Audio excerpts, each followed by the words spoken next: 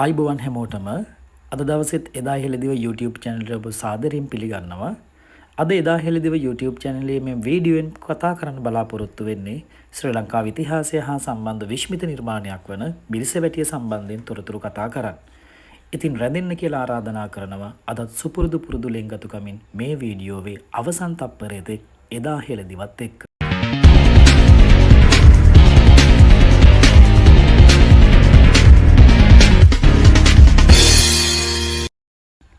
ශ්‍රී ලංකා ඉතිහාසයේ බිහිවෙච්ච රාජ්‍යපාලකයන් අතරින් ක්‍රිස්තුපූර්ව 161ත් ක්‍රිස්තුපූර්ව 137ත් අතර කාලේ බලයට පත්වෙන්නේ දුටුගැමුණු රජතුමා. එතුමා ජාතියේ වීරයා වගේම ශාසනීය වීරයා විදිහටත් සඳහන් වෙනවා.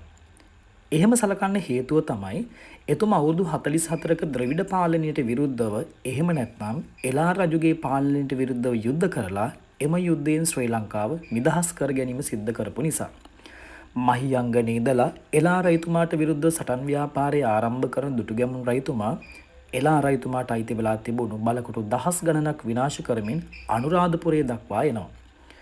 එතුමා මේ යුද්ධයේ ආරම්භයේ ඉඳලම අවසානයේ දක්වාම භික්ෂුන් වහන්සේලා සමගින් තමයි ඉදිරියට ආවේ. මේ යුද්ධයට යන සෑම දිනකම රජතුමාට පුරුද්දක් තිබුණා. ඒ පුරුද්ද තමයි සදාතුක ධාතුන් වහන්සේලා තැන්පත් කරලා තිබුණු කරණුන් වහන්සේට නැත්නම් ජයකුන්තයටත් ඒ වගේම මේ යුද්ධය සහ සම්බන්ධව ඉදිරියට යන භික්ෂුන් වහන්සේලාටත් දානීය පූජා කිරීම. ඒකට හේතු වෙන්නේ එතුමා පුංචි කාලෙදී තමන්ගේ දෙමව්පියෝ ඉදිරියේදී ගුරුවරු ඉදිරියේදී ඒ වගේ භික්ෂුන් වහන්සේලා ඉදිරියේදී පොරොන්දුවක් දීලා තිබුණා. ඒ තමයි තමන්ට හම්බ වෙන ආහාරවල අග්‍ර කොටස භික්ෂුන් වහන්සේලාට පූජා කරන්නේ නැතිව අනුභව කරන්නේ නැහැ කියලා. දුටුගැමුණු රජතුමා තමන්ගේ සේනාවත් එක්ක ඉදිරියට ඇදෙමින් විජිතපුර බලකොටුව දක්වාම එනවා. විජිතපුරය තමයි එලා රජතුමාගේ ප්‍රබලතම බලකොටුව විදිහට ඉතිහාසයේ සඳහන් වෙන්නේ. ඉතින් විජිතපුරයේ සිද්ධ වෙච්ච යුද ගැටුමින් එලා රජතුමා පරාජයට පත් කරන්න දුටුගැමුණු රජතුමාට පුළුවන්කම ලැබුණා. එම පරාජයෙන් පසුව එතුමා ශ්‍රී ලංකාව එක්සේසත් කරපු ප්‍රථම පාලකයා බවට පත් වෙනවා. දුටුගැමුණු රජතුමා තමන්ගේ රාජාභිෂේකයේ සිදු කිරීම සඳහා ඊට පස්සේ සූදානම් වෙනවා. ඉතින් එතුමා රාජාභිෂේකයේ සිදු කිරීම සඳහා ජල ස්නානය කළ යුතුයි. ඒ සඳහා තිසාවෙවට ගමන් කළ යුතුව තිබුණා. දුටුගැමුණු රජතුමා ඊට පෙර තමන්ගේ රාජකීය ආභරණ, ඒ වගේම ධාතුන් වහන්සේලා තැන්පත් කරලා තිබුණු ජයකුන්තය, ඒ වගේ මුර ආයුධ මේ හැම දෙයක්ම මිරිසවැටි ස්තූපයේ ඒ කාලේ තිබුණේ නැහැ. මේ ස්තූපයේ තියෙන හරිය ගලවලා ඉවරලා තමයි ජල ස්නානය කරන්න යන්නේ.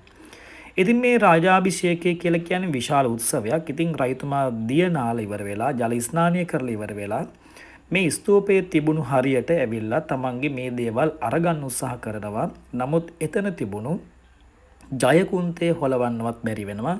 ඉතින් අවසානයේ රජතුමා තීරණය කරනවා මෙම ස්ථානයේ ස්තූපයක් නිර්මාණය කරන්න ඕන කියලා.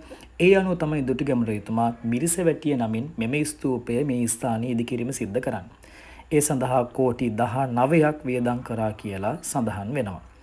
ඉතින් කොහොම හරි දුටුගැමුණු රජතුමා මේ විදිහට මෙම ස්ථානයේ මිරිසවැටිය නමින් ස්තූපයක් ඉදිකරන පසුබිම් වෙච්ච ඓතිහාසික කතා පුවතකුත් තියෙනවා. ඒ පුරාවෘත්තයට අනුව සඳහන් වෙන්නේ දුටුගැමුණු රජතුමා අනුභව කරන යම් කිසි ආහාරයක් වෙනවද ඒකේ මුල් කොටස භික්ෂුන් වහන්සේලාට පූජා කරන සිරිතක් දුටුගැමුණු රජතුමාට තිබුණා. එක් දිනක රජතුමාට යම් කිසි දෝෂයකින් මේ භික්ෂුන් වහන්සේලාට නොදී මිරිස් මාළුවක් අනුභව කළා කියලා සඳහන් වෙනවා.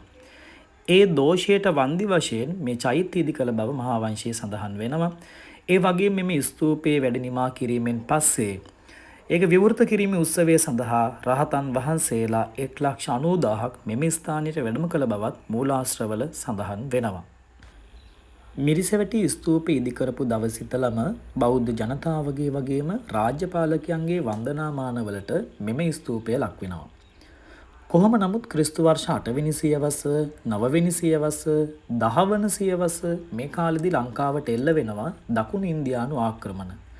ඒ නිසා මේ ස්තූපයට හානි සිද්ධ වෙනවා. ඒ වගේම චෛත්‍ය කිහිපවරක්ම කඩලා බිඳලා දමන්නත් මේ සතුරන් කටයුතු කරනවා. කොහොම නමුත් පළවෙනි ගජබාහු රජතුමාත් ඒ වගේම වෝහාරික තිස්ස රජතුමාත් මේ වගේ රාජ්‍ය පාලකයෝ මේක ප්‍රතිසංස්කරණය කරන්න කටයුතු කරනවා. ඉතින් මේ වගේ තවත් සුවිශේෂී වීඩියෝ එකකින් අපි නැවත හමු වෙමු. හැමෝටම ජයග්‍රාහී දවසක්.